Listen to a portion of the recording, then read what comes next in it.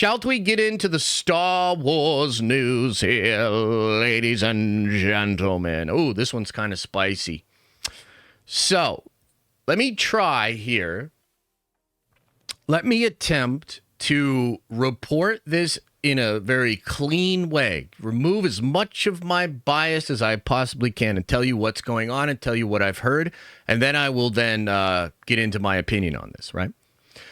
So why am I even talking about this at all? Well, it has to do with Joanna Robinson, who you should be familiar with if you're a member of this community. Joanna Robinson, I believe she used to work at Variety, but we know her mostly from her incredible book called The Reign of Marvel Studios. It's a great book, has a ton of great sourced information, and Joanna has been ahead of a lot of things, including the pivot to Doctor Doom after Kang, which we also explored on these streams in our videos. So Joanna Robinson is a somebody. She absolutely has great sources. I think she's a pretty good writer, too. So she was on a podcast recently, and she had spoke about something she heard with regards to Andor and Dave Filoni. And I believe she frames this in somewhat of a negative way. And I've seen a lot of other people frame this in a negative way as well. But let me just tell you what she said, and I'll tell you what I've heard, and then I'll give you my opinion. So what Joanna said was that she had heard that Dave Filoni was a gatekeeper at Star Wars. And he was actually really, as opposed to the perception you get of him on stage when he's all smiles, a big cutthroat behind the scenes and very protective of the Star Wars brand. I think she described him as somewhat of a wall that other projects had to pass through or around or over.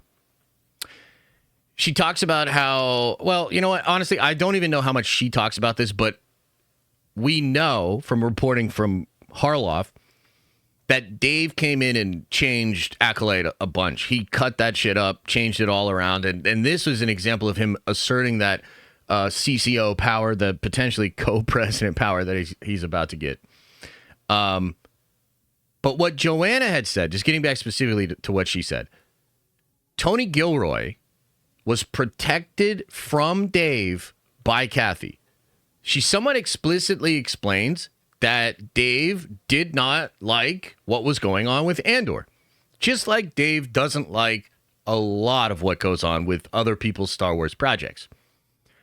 And although Dave didn't necessarily have all the power during Andor Season 1, he definitely has a lot of power now. And the way Joanna said it was because of Tony Gilroy's close relationship with Kathleen Kennedy, Tony Gilroy and all of his creative decisions, which probably is the sexual assault, all of his decisions were protected by Kathy against Dave's purview. Okay. So I want to say a couple other things that are going on here, and then I'll give you my take, okay? So this, to me, corroborates the report from Harloff that Dave came in and cut Acolyte completely apart and changed it. And from what I've heard, Acolyte was going to be way darker. It was going to shit on Anakin's legacy way more. It was going to do some wild shit. We already don't like Acolyte. It was already goobly glob. It was already kind of, stepping on the line of canon a little bit. From what I understand, it was going to be way fucking worse. And Dave came in and cut that thing completely apart and made it different. He did not want Andor to be the way that it was. This is important to remember. Okay.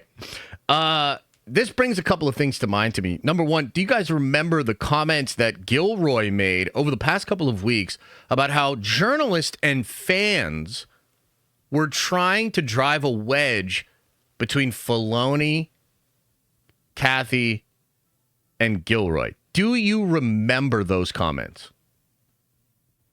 I think within the context of this new reporting, those are pretty interesting because he knew exactly what he was doing when he said that. This makes me think of comments from Dave from 2 years ago, where on stage of Star Wars Celebration, he offhandedly said, "Sometimes I ask Kathy, why do you greenlight the Star Wars projects that you greenlight?" It was a super offhanded comment that not a lot of people picked up on, but I was like, whoa, what's that mean? This makes me think of recent comments from the past few weeks of Dave in Tokyo talking about how the legacy of George Lucas was so important to him. He damn near came to tears talking about how it was important for him to fight for the legacy of what George said Star Wars was. Okay. Now, that takes us all then to the reporting that I had several weeks ago about the creative overhaul and the civil war behind the scenes at Lucasfilm. Now, a lot of you know because you either watched the video or you've heard me talk about it on stream. But for those that don't, and for the sake of this piece of block here, this segment actually being cohesive, let's go over it. So, man, it must have been about a month ago now. I got hit up from an old source, but an incredible source. A person that I haven't heard from in a long time. And this person hit me up with, a metric ton of information about things that were going on with Lucasfilm. One of those things, by the way, was that the next big animated show for Star Wars would be centered around Darth Maul. I had that shit weeks before it was announced at Star Wars Celebration because this source is real. And the information this source gave me is real. And I'm not going to go into everything because there's a lot of spoilery stuff that I talked about with regards to Ahsoka Season 2. But towards the end of that video, one of the things I mentioned, because I asked my source about, what's going on with Kathy, right? I mean, obviously, she's on the way out, but maybe she's not. I'll die making movies, she says in the trades, the day the Nerd Theory reunion goes on, right? So it's been a little while. And I was like, what's the deal here, man? What's going on with Kathy? So it was described to me that there's the way that they phrased it was, there are people within Lucasfilm that want a complete overhaul of how Lucasfilm is greenlighting projects and making Star Wars. Basically, there was a camp there that does not want to do all these Rey movies, that does not want to do Andor, that does not want to do, frankly, stuff like Acolyte, and wants to literally overhaul completely how Star Wars makes its content. And it was described to me that a lot of the stuff we've been hearing in the press about Kathy was Kathy using mouthpieces to consolidate power and control because there was this struggle going on. And I think now with these comments here, I think it's pretty obvious that this conflict is Dave Filoni on one side wanting to revamp Star Wars so that it lines up more closely with what George would have done, and Kathleen Kennedy, who wants to do two things. Number one, she wants to protect her own legacy by not making it seem like they're now just going to go away from everything that she did. But also, obviously, Kathy has stood up for different visions and different things within Star Wars, right? By the way, do you remember that Leslie Headland did an interview where she said that when she pitched Star Wars, almost everybody in the room didn't like her pitch except for Kathleen Kennedy? Like, these are the kind of things that I'm talking about. When you really pay attention here and you're really listening to what is being said, a pattern emerges, and it really does seem like on one side you have Kathy, who doesn't understand Star Wars and frankly treats it more like a corporate-owned IP that needs to branch out, diversify, become more accessible to the marketplace, all of these different concepts. And then you have a guy like Dave, who's a Pittsburgh boy that moved to California, didn't know a lick about how that town went down, and was hired by George Lucas himself and fostered as the next version of the creator. And look, man, that's what's going on. And you might like Andor. In fact, you might not like Dave Filoni. And I think that, especially online, there does seem to be that kind of attitude. And I think there's a lot of people that don't love perhaps the more for a child, mythic adventure. I want to say not sophisticated, but it's just a different kind of sophistication. But like, I would grant you that, Andor is a more sophisticated show, right? And George's stuff is more like a fairy tale. So I think there's obviously been a rift within the fandom, especially over the past couple of years, of people that feel that Star Wars needs to branch out reinvent itself, do more stuff like Andor. And then there are people like me that completely reject that and say, no, Star Wars is what it is. If you change it too much, it no longer is Star Wars. It's just sci-fi with a Star Wars name on it that might occasionally dip into the mythic, but it is not, at that point, Star Wars. Okay. So I guess you can decide how you feel about it. And you could say that you sort of reject Dave and you want more Andor stuff, right? And look, we could argue till the cows come home on how you feel about that, you know, the different redeeming qualities of both types of stories.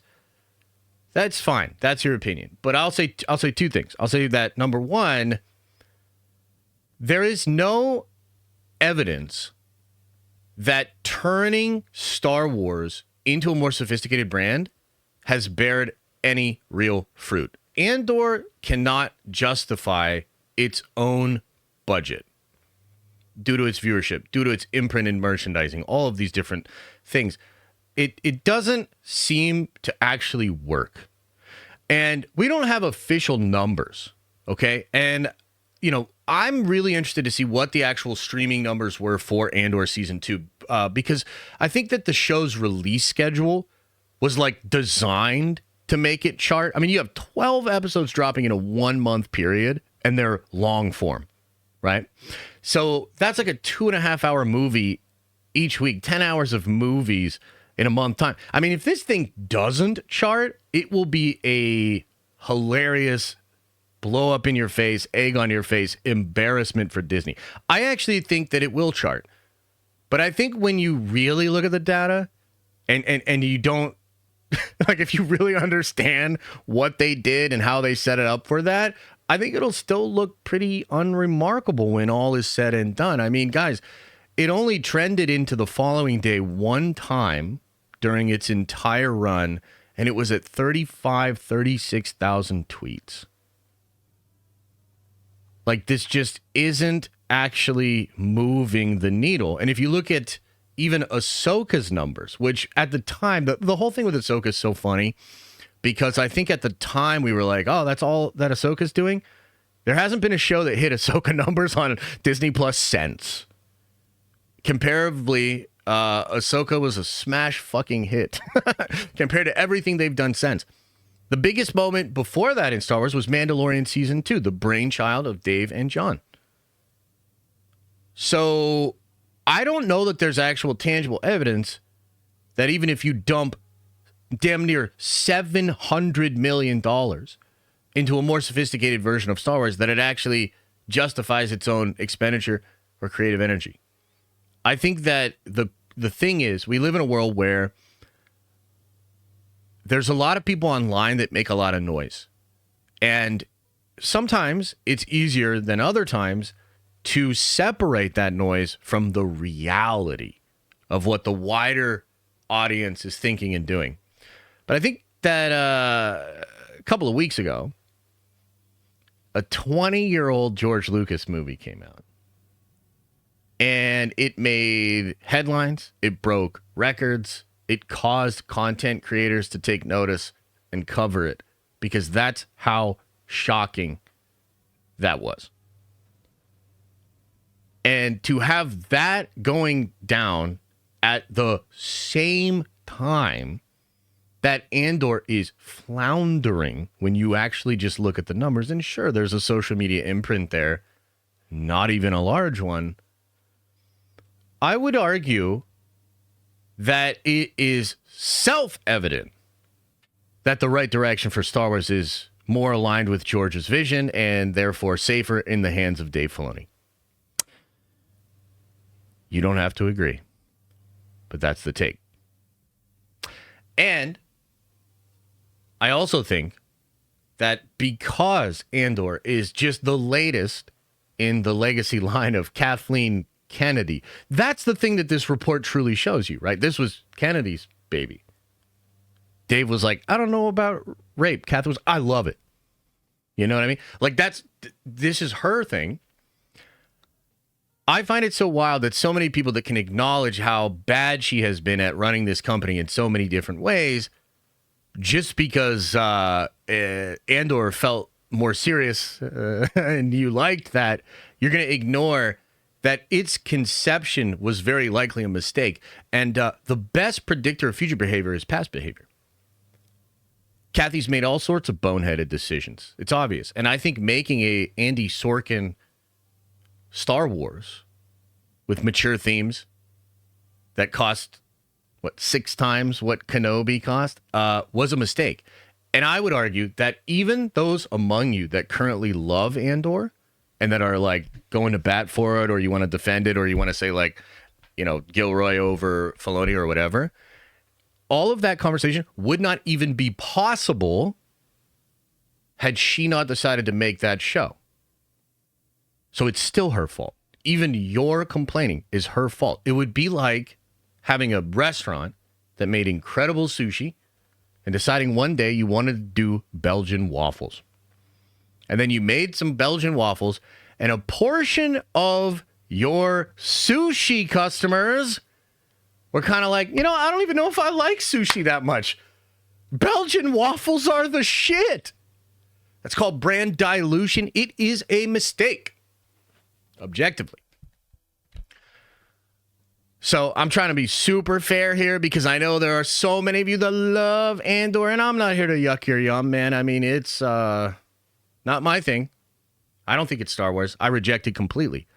But I think even just on the merits, given the context, if you really understand what's going on, I don't think this is working. And I think beyond that, this feels like cosmic fucking justice to me. I find it so fascinating that this article and this scoop from Joanna just confirms that, yes, Dave is not as nice behind the scenes. In fact, he is fighting hard. He's fighting hard. He's being a real hard ass about this. And he's being a hard ass because he strongly feels Star Wars should align with how George saw it when he first created it. He is the CCO. He will be co-president. The question now becomes, how much influence will Kathy have? Will the object failure of Andor, which is predicted by me, we don't know for sure, but is the object failure of Andor the final nail in the coffin of this civil war?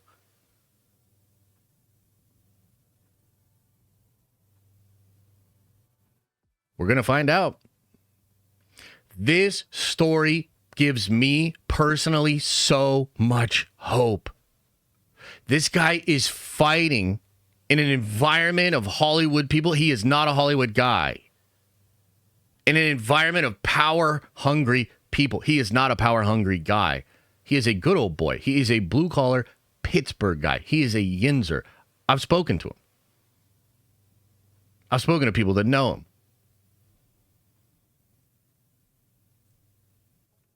In that world, in that environment, he is fighting for what he personally believes is right, and that is that Star Wars should be like what George Lucas had.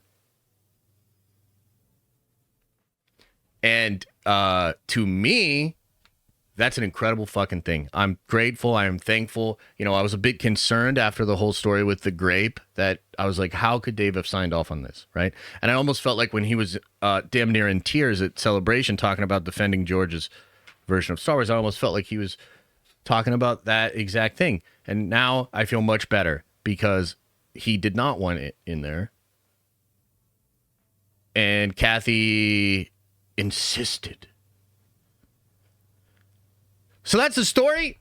I tried to report as cleanly as I possibly can, guys. The reality is there is a conflict. The reality is there is a team that wants to revamp. There is a team that does not want to do what Kathy is doing. And then there's Kathy's plan with 16 Ray movies.